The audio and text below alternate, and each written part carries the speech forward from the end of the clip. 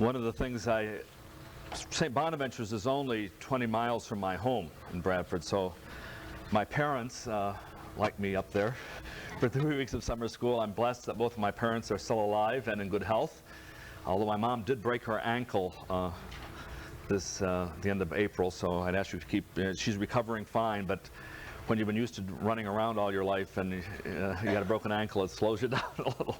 So pray for her continued recovery.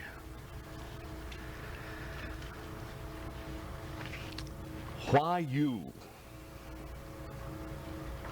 Why you? This was the question that an exasperated Brother Masio asked Francis one day. Masio is one of Francis's favorite brothers, and he was the one day he picked to go on a trip with him. And Masio was a little bit frustrated at in some ways the success Francis was having, and he asked him, why you? Why is the whole world want to see you? Why does it want to listen to you? He said, you're certainly not a handsome man. He says, una brutta faccia. You're certainly not a handsome man. You're not educated. You didn't go and get these degrees like a lot of us did that are going to be talking. You didn't go to schools. You're not educated. You're not learned. Why is the whole world following you? And perhaps that's a question that many people have asked over the centuries. Why did this little man who grew up in a relatively small town in Italy still captivate people today? What does it mean for us that we say we're an institute which is based on a Franciscan spirituality? There are other institutes, of course, which have the same value of a consecration as lay people, who have an idea of being missionaries in some way permeating their sphere, but we also say we are rooted in a Franciscan spirituality. What does this mean? And here we have to start going through and delving into the thing of discovering what this Franciscan spirituality really is. What is the attraction of Francis? What is our attraction to Francis? What do we see in this person? How does this experience of someone who lived 700 years ago in a culture very far removed from our own, how do those values speak and enliven us? The problem is, of course, and this is where we arrived at this title, Myth or Reality, and after reflecting on it, I don't particularly care for the title, but nonetheless, how do we get through to get this Francis? Who is the real Francis? And that perhaps is a problem. Precisely because Francis is so popular, everybody has their own little favorite image of Francis. You know, we friars, and I imagine many of you too, react very strongly against the people, the St. Francis of the bird bath. You know, that this is all St. Francis is somebody who went around petting bunnies or something, you know. Is this St. Francis, and is this St. Francis's message? Not that he didn't love nature, or that was one of his great things, was seeing God's reflection in all creatures. One person very irate one time after I was talking about Francis, and it was actually on Franciscanism and social justice, and she said, I'm surprised you didn't mention vegetarianism. And I kind of looked at her, she says, well, everybody knows St. Francis was a vegetarian. Well, no, I mean, this is part of the thing. She says everybody knows. Well, everybody doesn't know it, you know. I mean, how could this man who loved all creation possibly have eaten meat? I said he was poor, so he probably didn't eat too much meat, simply because poor people in those years, I mean, that was the old days. I mean, if anybody came from an ethnic background, one of the basic things are these one-pot meals, you know. For the simple reason you can stretch the meat and have a little meat give some flavor to the sauce, you know. So he didn't eat a lot of meat, but when he had it, you know, on Christmas, what did Francis do? Took some fat and he smeared it on the walls of the house. He said, even today, the wall should have meat. So everybody has their image. And the question is, what is that image? Sometimes some people, the image of the movie that came out about 20 years ago now, but still touches a lot of people, 25 years ago actually, it came out the year I was ordained, Brother, Sun, Sister, Moon. Yeah. But that image of Francis speaks to many people. You go to a museum, many museums, and you see a painting by, say, a Renaissance or Baroque artist, and what do you see? A very ascetic Francis, you know, praying very austerely with the skull there. Is that the Francis that speaks to you or draws you? Many, many images. The problem is, for most of us, if you're like me, I have a pre-existing image of things, whether it's the American Revolution or the Civil War or Jesus or whatever. I have a pre-existing image, and when I learn some more facts about that, I tend to put that into the image that already exists. Rather than in some ways let my image be built out of the facts. And that is the tremendous challenge of historical scholarship, is to say, how can we, as much as possible at least, try to uncover this person, their life, their significance, and let that speak to us again. But this is not something new. Every age has created its own image of Francis. If you ask someone not too long after Francis's death, say within 100 years of Francis's death, Francis was almost someone who had become removed from them, that was almost too holy to be true. When their image of Francis in many ways was that you see even in the Fioretti, that very popular little flowers of St. Francis. Francis was the person, every action of his was conformed to Jesus. Francis was an exact conformity of Christ. In fact, there's a famous book that was called The Conformities that gave rise to our Franciscan coat of arms of the friars, which, if you're familiar with the Franciscan coat of arms, it's two hands cross and the cross coming up. One has a habit, and that's Francis, and the other Christ. But it's based on a famous book that was written by a friar, Bartholomew of Pisa, who tried to show how everything that Jesus did, Francis did. Jesus was born in a stable, so Francis had to be born in a stable. You know, Jesus had 12 disciples, so Francis has 12 disciples. Everything was paired, but the thing was that Francis was another Christ, and therefore was a perfect model of Jesus. And that was the image that people thought of St. Francis, because it culminated, of course, in Francis's own configuration to Jesus with the stigmata. As Jesus suffered and died, Francis in his own way, although not a martyr's death, as he maybe originally would have wanted, but he died a mystical death in the experience of giving himself over to God with the stigmata. Francis was the image of Christ. But that very fact in some ways removed him from you and me, who are not, at least I'm not, an image of Jesus very much. How is Francis a model for us if he's so spectacular in some ways?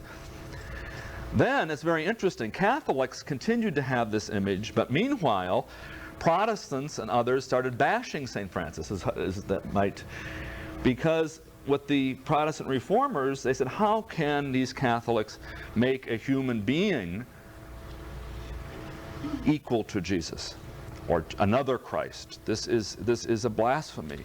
And of course, one of my favorites is Voltaire, the Enlightenment thinker, when people are saying, let's go out and use our reasons and change our world and build the future, and human beings should think for themselves. St. Francis, for people in the 18th century, the time of our own revolution, symbolized everything that was medieval in a bad sense of the word.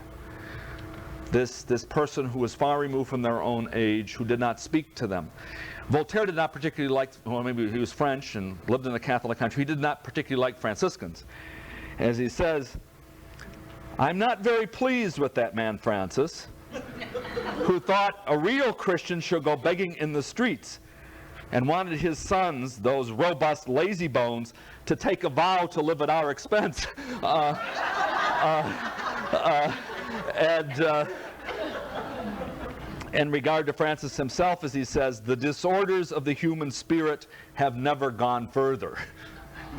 He says, what kind of a man was this? A mad religious fanatic who went around naked, spoke to animals, who catechized a wolf and made himself a wife of snow. He saw Francis as a man of extremes, and not extremes that should be copied by somebody, in his mind, the modern world. And then suddenly, in the last century, in the 19th century, the figure of Francis once again began emerging. And it was interesting because he spoke this time to many people who perhaps had not seen him before. This is the Romantic movement, don't forget.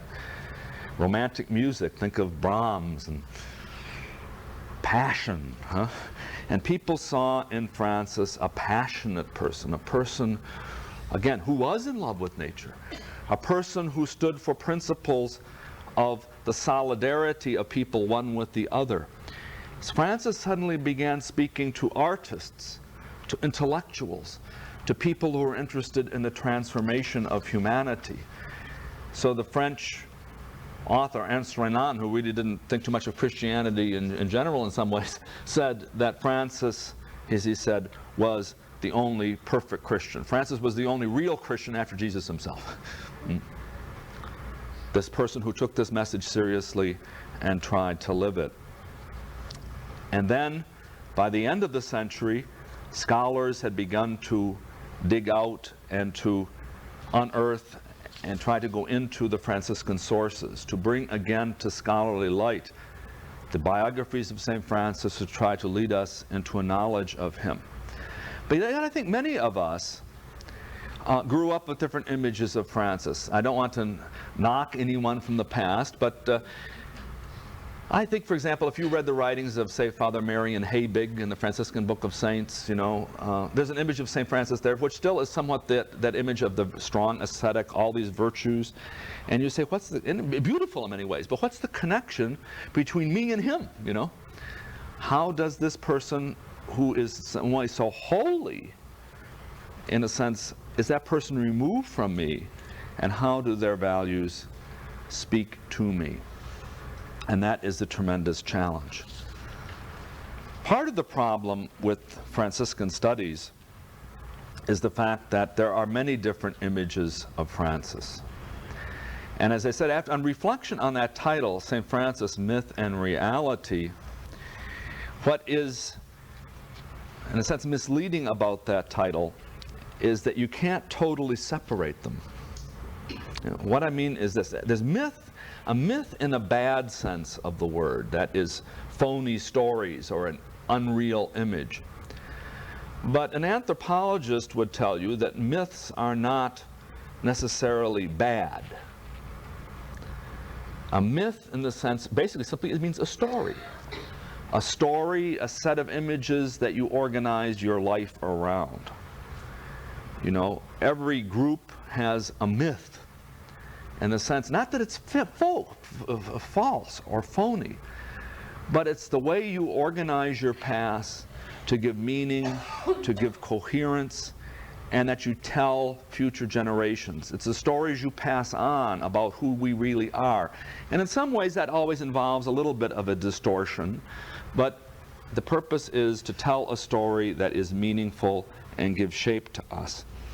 And someone that St. Francis was so rich, the problem is, now my book is, thank God we're working on a new one now, but it's falling apart. Because I know the new one's coming, I'm not going to break down to get a new one, is this omnibus of sources. Part of the problem with St. Francis is this book, is that there are so many different images of Francis within the first century after his death.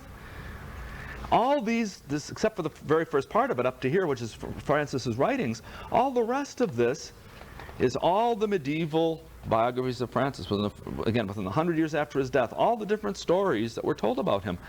And some of them compete with the others. One are saying his story or her story, we don't know who wrote some of them, but this story of St. Francis isn't the real one. Let me give you a little different spin on this.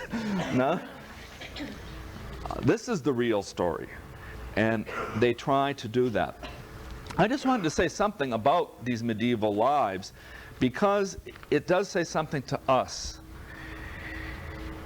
If you read a medieval life of a saint, if you ever read any of those things in the omnibus of Franciscan sources, they're not trying to give you a blow-by-blow description of the person's life. The life of the saint is written for a purpose. These medieval lives of saints are called legends. Now, this is how words change their meaning.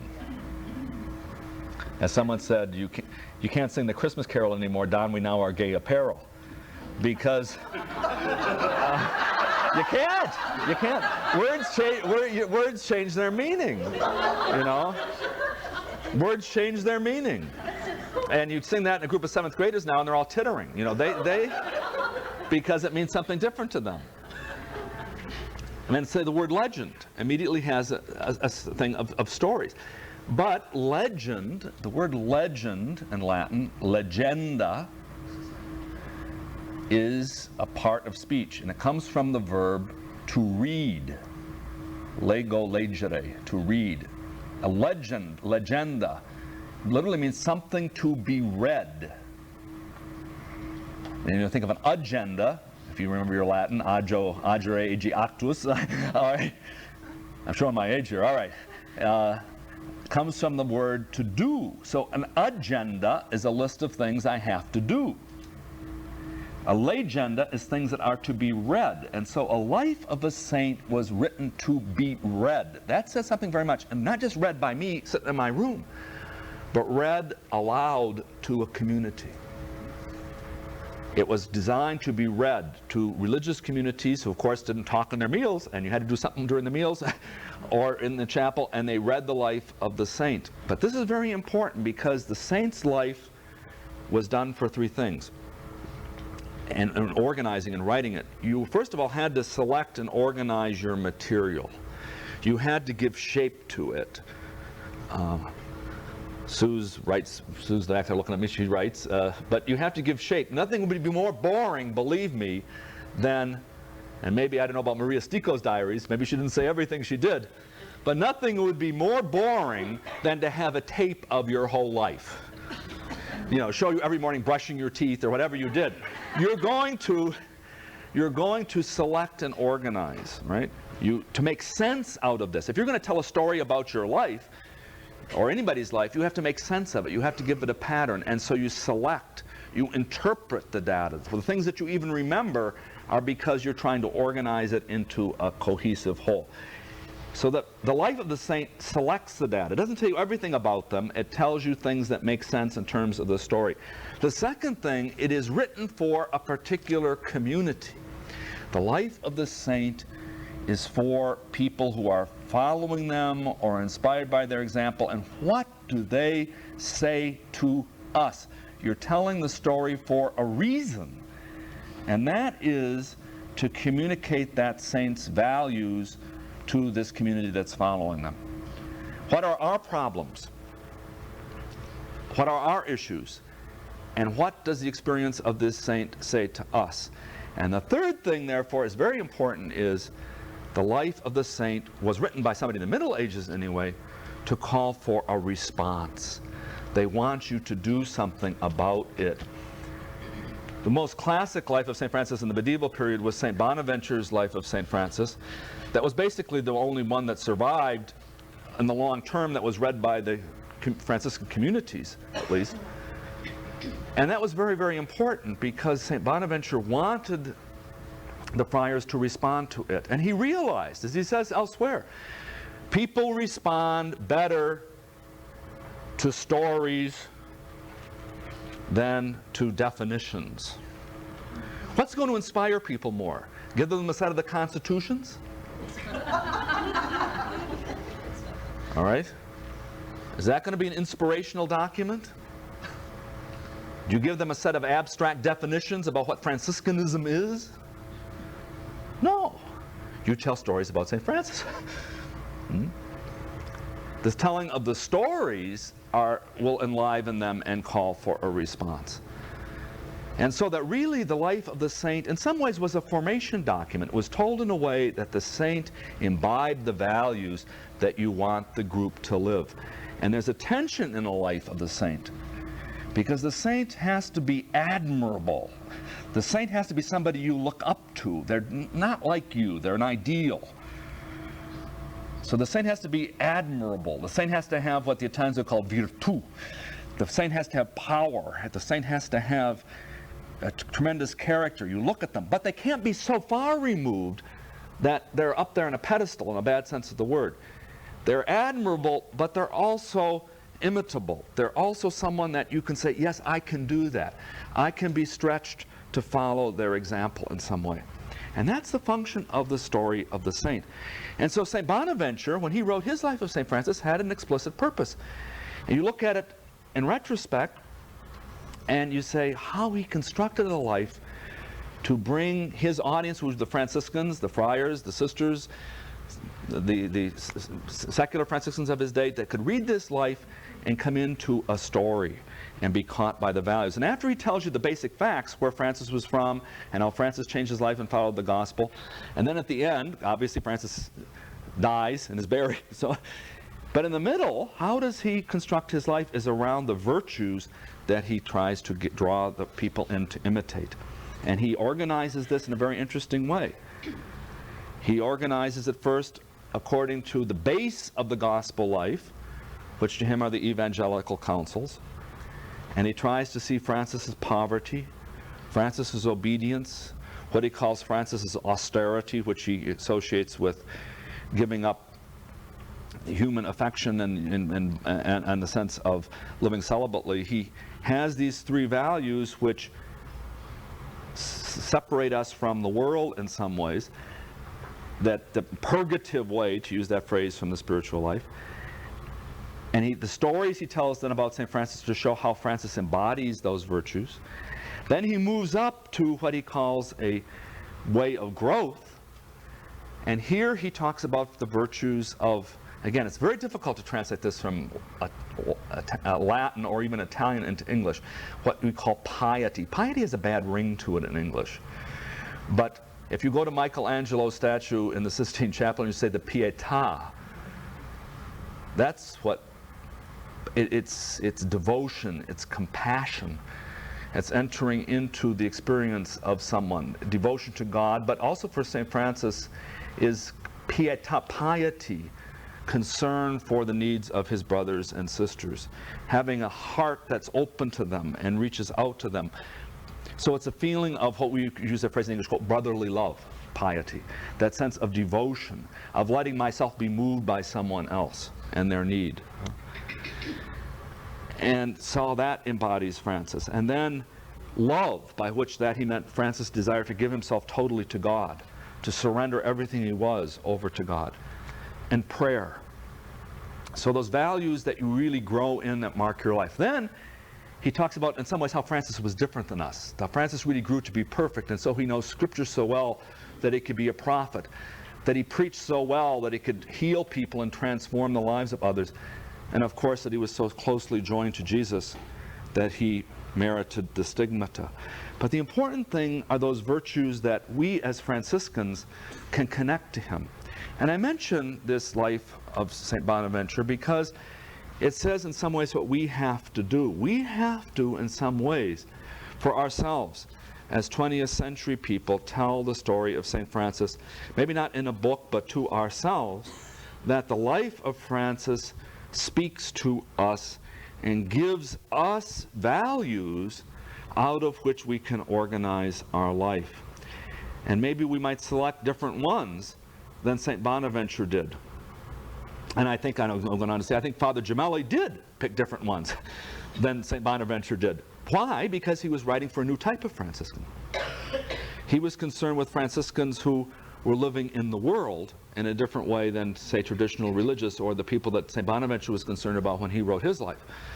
So when Father Gemelli picked some themes in Franciscan spirituality that he wanted to be foundational for this institute, he concentrated on perhaps a different spin, shall we say, not denying these other values, but a different spin. Creating in some way a new myth, and I don't mean that in a bad way, but a story about St. Francis that could connect with the lives of lay people that he wanted to be lay missionaries in the world. And what I'm saying, and this is not a bad thing, we have to talk, not that you distort the past or distort Francis, but that you have to create an image of Francis that you can identify with, that speaks to you, that gives you the values and sets you out into the world.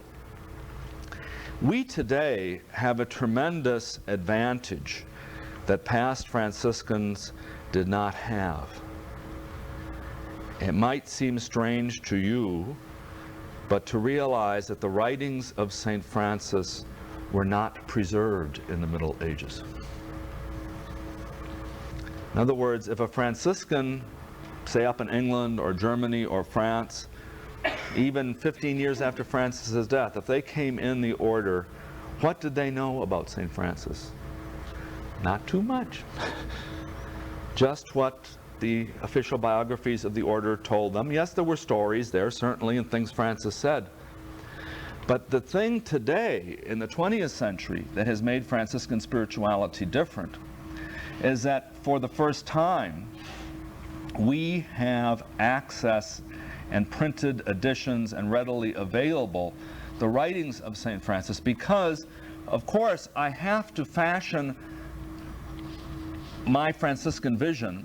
I have to try to get those values that speak to me in my state of life, that the values that speak to a poor Clare and a missionary of the kingship of Christ and a friar. Certainly we're all talking about the same St. Francis, but I'm going to naturally focus on certain things that talk to me in my condition of life.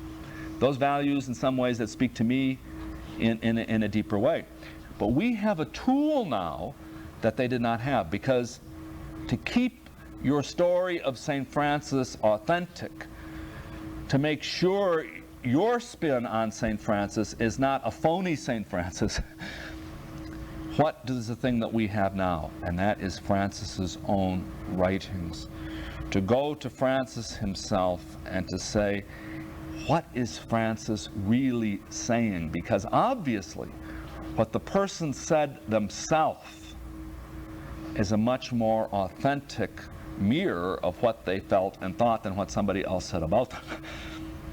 To go to their own words, to try to say, what is this man saying?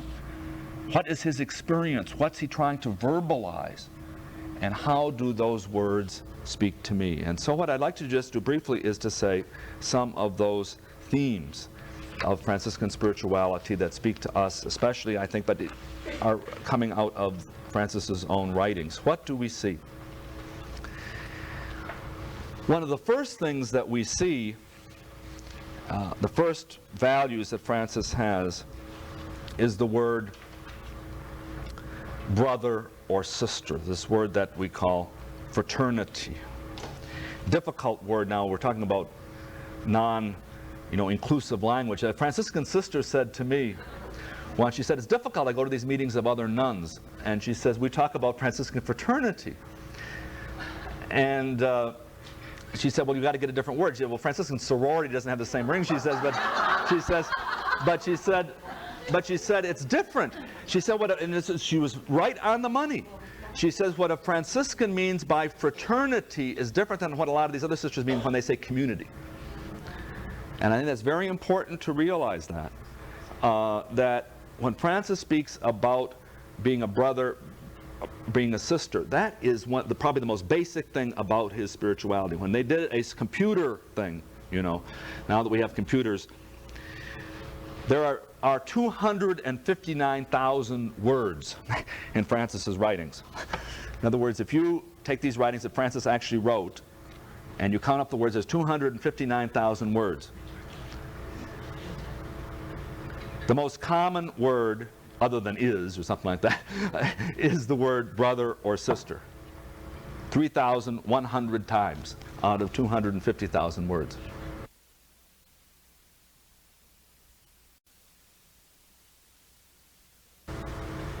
The most common word, other than is or something like that, is the word brother or sister.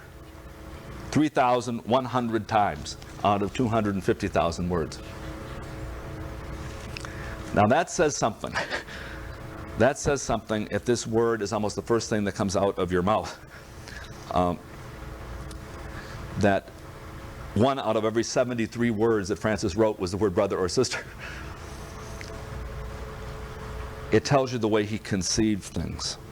And this is very, very important, the way Francis saw himself. As he says, when the Lord gave me brothers, nobody showed me what to do. But the Most High God himself revealed to me I should live the way of the Holy Gospel. For him, following the Gospel and being connected to other people who shared that same vision was essential to his religious experience. As someone said, once Francis started this brotherhood, he never again was alone. Even when he went up to pray.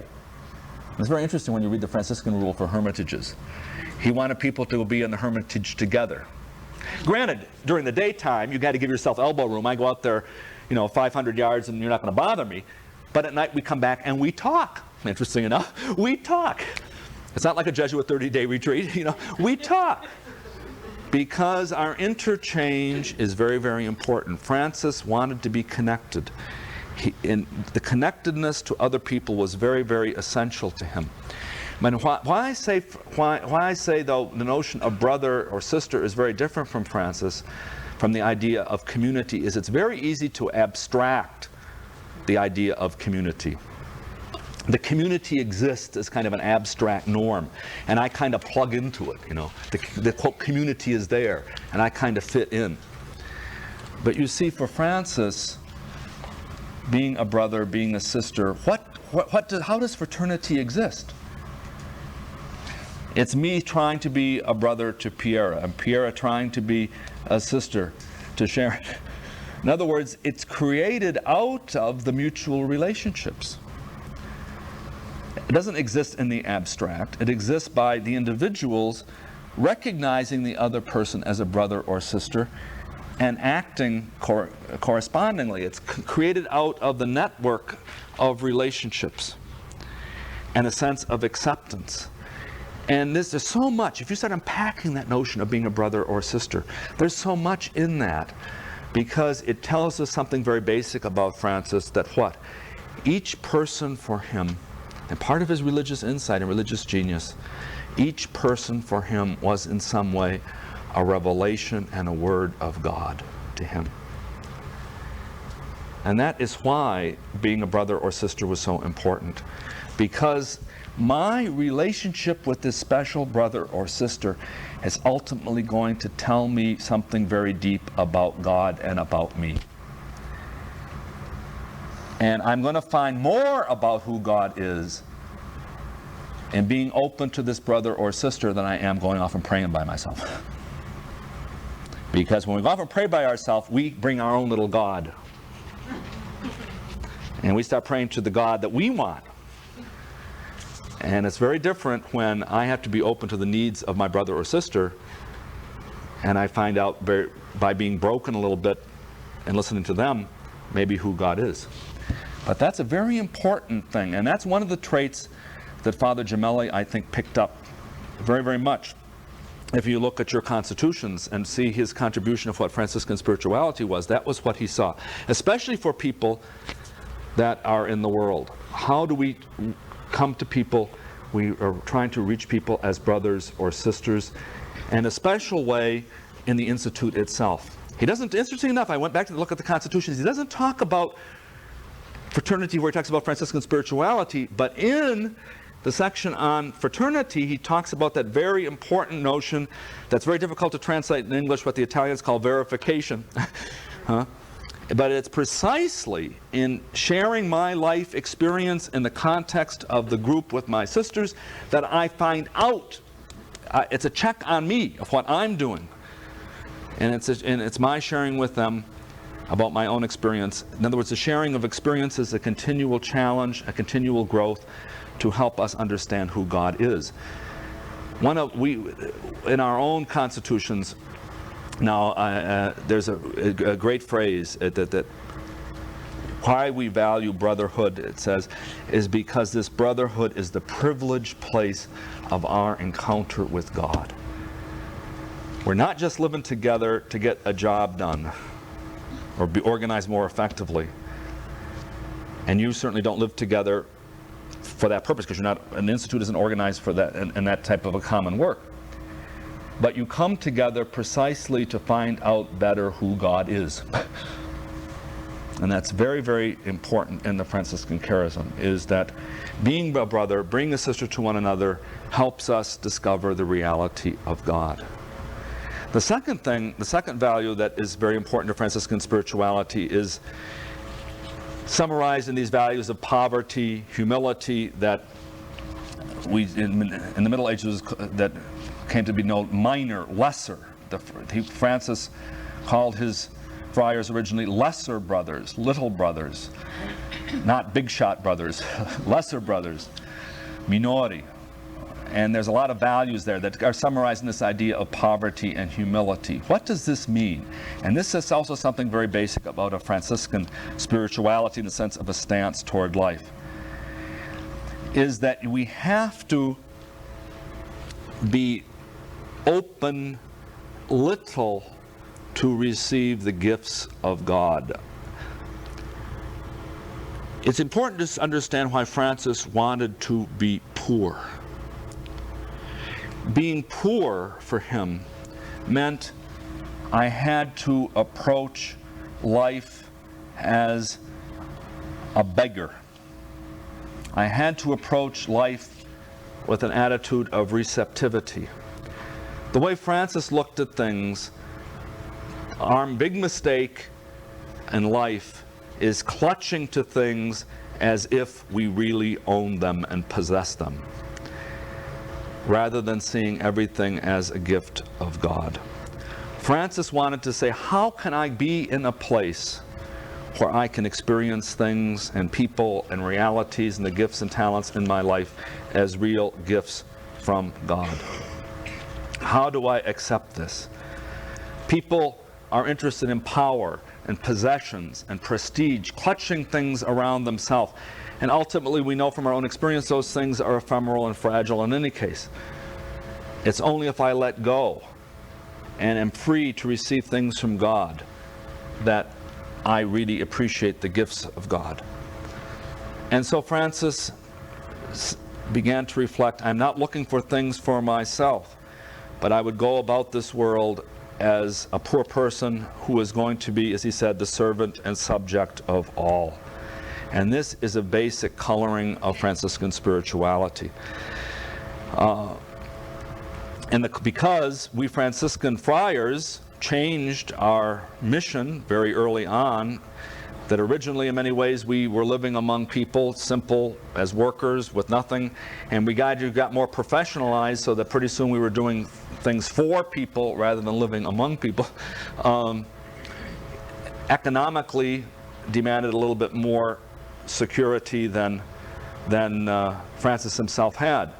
You are lay people who have your own homes and incomes, so you don't have that sense of Franciscan of poverty as Francis had. Of course, I don't either. In the sense of saying I've given up everything. In the sense that if I have, I know I have a house to go back to. I'm not living out of a traveling bag, and in the sense of going around at night saying, "Can I stay here and sleep with you?" like St. Francis did. Okay. But what does it mean for us to have? Maybe we aren't materially poor in the same way as St. Francis was. But what does it mean to have that sense of being lesser little ones? And are we clutching? Are we clinging? Do we identify and have a sense of identity out of the things that we have? Or the degrees after my name? Or the power I have over people? That can be even more seductive than belongings, believe me. You can suddenly become the person who's reaching out to everybody, and I like that. Everybody's looking to me to be Mr. or Miss Special, and pretty soon we can start clinging to that image we have of ourselves as power, even perhaps more than the monetary power. But the attitude is that being lesser ones, how do I accept the fact that everything I have is a gift. That what do I really have of my own? Can I receive and see everything as a gift? Live in the response of my whole life. What I have received as a gift, I should give as a gift. What I have received from God, I should freely give away. Because that's who Jesus was to Francis. Jesus was equal to God, who had everything and threw it all away in order to enter the lives of other people, to become a human being, to enter into our life. And if we are to be little ones, we cannot be threatening to people. We cannot say, I have power. I have to be, as I said, the story that brings that to me was when I went down to help in a parish on the weekend, and they said, would you come in and give a talk to the second grade? And I was not prepared. I was not prepared for this. I was not prepared for this. And I came in and I had with the kids and I was talking to them and so on and so forth. And afterwards, the teacher said to me, she said, Father, it amazed me with a person with your intelligence and degrees could communicate as well as you did to those little kids. And I said, well, thank you. And then I began to reflect on it, and I said to her, you know, I said, as a Franciscan, I think there'd be something wrong with me if I couldn't.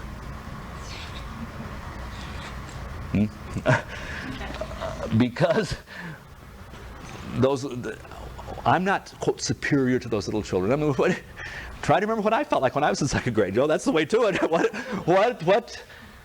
Try to enter in their experience. And how do you enter in that? And that means you have to let go. But that is the key that Gemelli saw for a secular institute. And that's one of the things he picked out very, very much is a missionary can never think of anybody as less than them.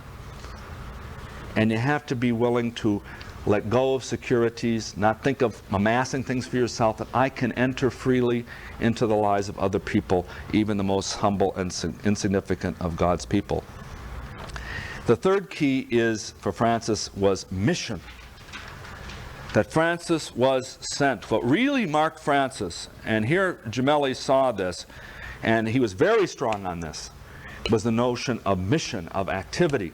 Because what was he reacting against? He was reacting against what he saw the Franciscan friars of his own era in their conventi, living a very monastic type life. Let the people come to us, you know. That attitude, you know, this is the time we're available and so on. And he was trying to say, Francis got out there. Francis got out there.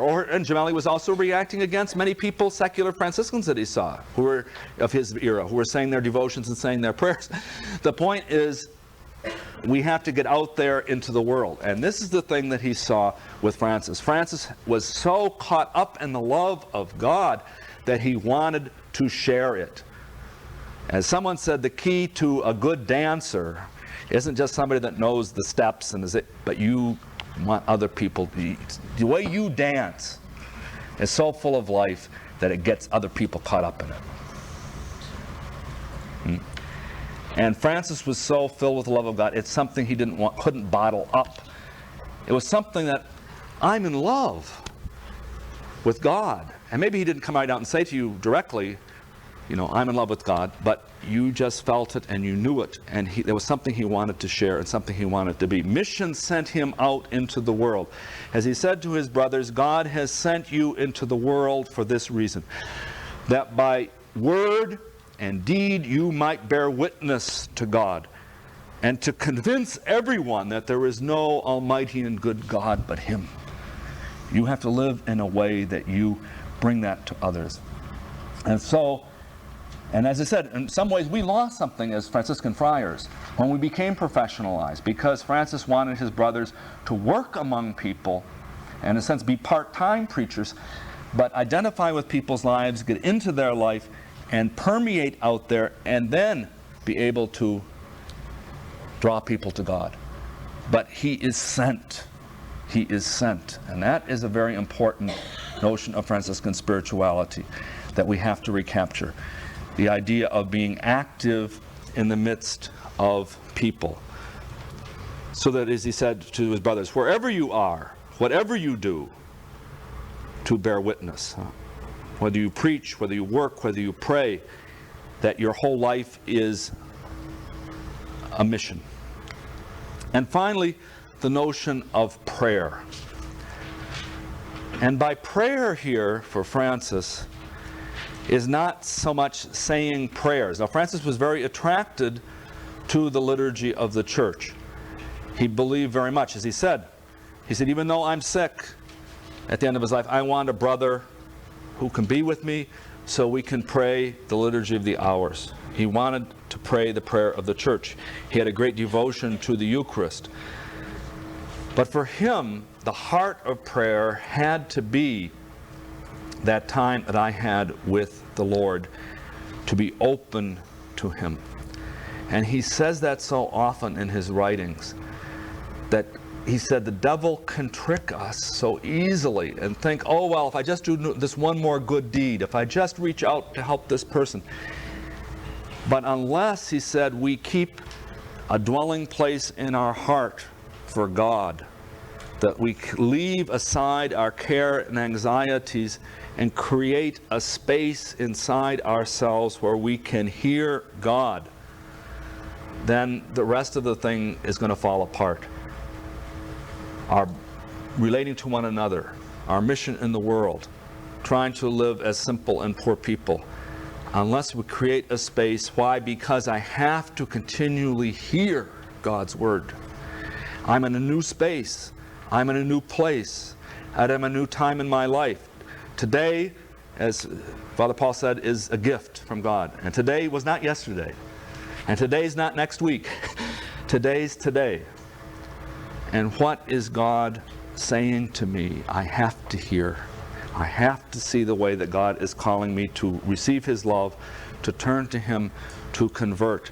And so it's extremely important to take the time to hear God. That is the source that gives everything its inspiration. So I think it seems to me, if we take these four elements, being brothers or sisters, being little ones in our attitude toward others, in our attitude toward our possessions, and our attitude towards power, those things which so often lure people away from. If we have a tremendous sense of mission, of being sent to by our whole life proclaiming the goodness of God, if we have a spirit of prayer and devotion that's always at this core and center of our life, that we have that space to continually hear and turn to where God is calling me. These are the four elements, it seems to me, from the writings of St. Francis himself, that we can, in a sense, build our image of St. Francis out of, that will speak to us, that will try to carry on these values of Franciscan spirituality for us. And there's one more thing, and that's the most difficult of all to grasp. What gives life to all these other values? And in some ways it's come through maybe a little bit in what I've said. What gives life to being a brother or a sister? What gives life to being poor? I mean, and there's no fun in being poor or doing without or giving up things that a lot of other people have, at least in spirit and approach. What gives life to mission? What gives life to prayer? And that was a thing that Agostino Gemelli tried to hammer and hammer and hammer as a core of Franciscan spirituality, and which he emphasized, number one, when he said Franciscan spirituality makes us want to conform our lives to Jesus. The answer, of course, to that question is, what is the missing ingredient? The missing ingredient is love. That when a Franciscan speaks about imitating Jesus, what are we trying to do? We are trying to imitate the love that we have seen in Jesus Christ. Because Jesus is two things, don't forget. Jesus is how much God loved us. And that's what Francis saw. When Francis saw, as he said, especially Christmas and Calvary, why he focused on the Christmas crib and the suffering Jesus on the cross. Why those two moments? because it speaks to us that God loved us so much that God gave everything. Some of you are nurses. Who are the two most helpless people in the world? A newborn baby and a dying person. You can't do anything. Either one of them can't do anything. They're totally dependent on somebody else. You hear people say, "Oh, I don't want to get old and helpless." Why? Why? And a lot of it has to do with our sense of pride. I don't want somebody else coming in and cleaning up my poop, excuse me. I don't want to have to be in the position of being helpless. I don't want to be a burden. Why? Well, many times it's because we don't want to be not able to do anything for anybody else and just have somebody love me. A lot of us are afraid of that. You know, I was very, very touched. One of our students at the Union, wonderful young laywoman, just buried her father last year. And she said how touched she was. This person who had given her life was so devoted to her. She had to take care of him, and how he was not ashamed to let her give him a bath and take care of him and nurse him. You know, it's to be little, to be humble. But in other words, what he's saying is, God went there. God entered those realities. God became poor. God entered into that helpless human condition. Why? Because he wanted to share our life. God wanted to be what we are. And to him, that was what he saw in the person of Jesus, was God's emptying out into our reality. But what else did he see? In Jesus wasn't simply God loving us. The other side of Jesus, of course, is what? Jesus was a human being, and he's responding to the love of God. Jesus is totally surrendering himself to what the Father is asking of him, and that was done out of love. And I was rereading for this talk Father Gemelli, and he pointed out something very, very interesting. It was in his little book on Franciscan, this little book that he wrote, which is a message of St. Francis. But he pointed out Francis's commentary on the Lord's Prayer. It's very interesting. Thy will be done on earth as it is in heaven. How would you explain that? What does that mean to you? It's doing God's will. And it's very interesting, he said, what St. Francis says. Your will be done. Yes, Francis says, yes, may we love you with our whole heart, by always thinking of you, with our whole soul, by desiring you, with our whole mind, by directing all our attentions to you, with our whole strength, by spending our affections and energies of soul and body in the service of your love. Of nothing else, that we may love our neighbors as ourselves, by drawing them with our whole strength to your love, by rejoicing in the good fortunes of others, by sympathizing with the misfortunes of others, and giving offense to no one. That's a very interesting spin on, quote, doing the will. Because when Francis says, what is the will of God? What's Francis thinking? What's the will of God? Love. The will of God, what does God want? He wants you to be happy. He loves you. And that's the will of God. That's what God wants. And so if I'm doing the will of God, I get caught up in that movement. I try to love God back as much as I can. God loves you, so if I try to do the will of God, I got to try to love you. That's very interesting, isn't it? The will of God for Francis is not something harsh or burdensome. It's not a law that's being laid down. It's something that's setting him free. Because ultimately when he thinks of God, he thinks of love. And that ultimately is what Franciscan spirituality is getting caught up in that movement of the God who has loved me totally, I try to love totally back. Well, I went on much longer than I wanted to. And in some ways we look at St. Francis, I think if we look at Francis, in other words, as a person who tried to be a brother or sister, he tried to be a brother to everybody he met. If we see Francis as someone who was poor, who didn't cling or hold or try to persuade himself he was something by what he had or what he owned, but to receive all things as a gift from God, who was on fire with love of God to go out in the world, who was a person of prayer, to be open to God's continuing inspiration to him, and was animated by love. I think those are the characteristics of Franciscan spirituality that are not a pie in the sky, that are real and that speak to us and can animate our lives as missionaries. Okay, well, thanks for bearing with me for this overly long talk. And